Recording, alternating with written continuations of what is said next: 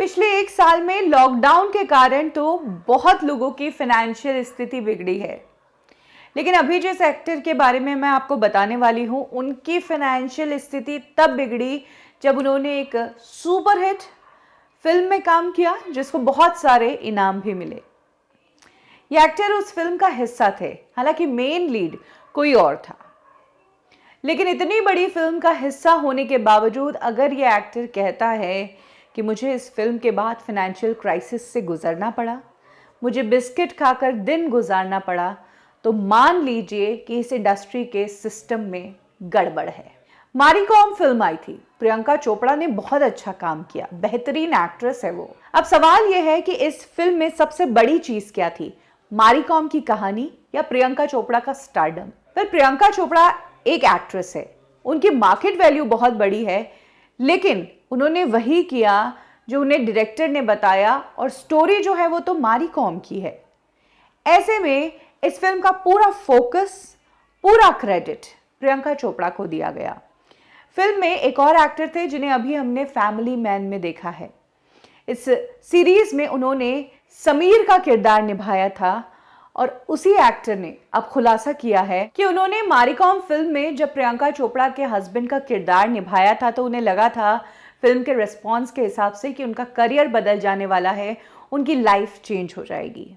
लेकिन यकीन मानिए इस फिल्म के बाद उनकी ज़िंदगी में कुछ खास चेंजेस नहीं आए।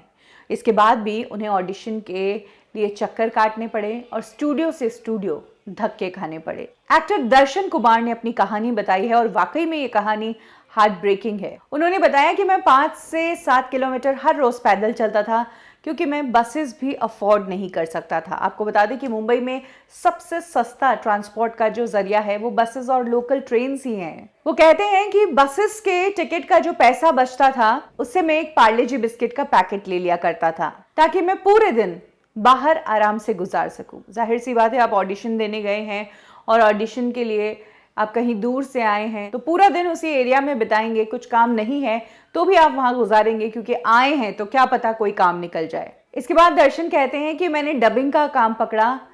पूरा दिन डबिंग करने के मुझे 400 से 500 रुपए मिल जाया करते थे और ये मेरे लिए बहुत टफ था क्योंकि आप पूरे दिन काम कर रहे हैं, आप शाउट कर रहे हो, आप डबिंग कर रहे हो और पैसा आपको ना के बराबर मिल रहा है। दर्शन ने यह भी बताया कि ए लिस्टेड डायरेक्टर्स से मैं मिलता था, सब मेरे साथ काम करना चाहते थे, सब कहते थे कि हम तुम्हें फिल्म में लेना चाहते हैं, लेकिन फिल्मों को चलाने के लिए बड़ा स्टार चाहिए, बैंकेबल स्टार जो फिल्म की रिलीज के 3 दिन में ही पैसा निकाल कर ले आए। जिस दिन तुम इतने बड़े स्टार बनोगे हम तुम्हें हमारी फिल्म में जरूर लेंगे। तो बात समझ आ ही गई कि कहाँ सिस्टम गलत हो रहा है।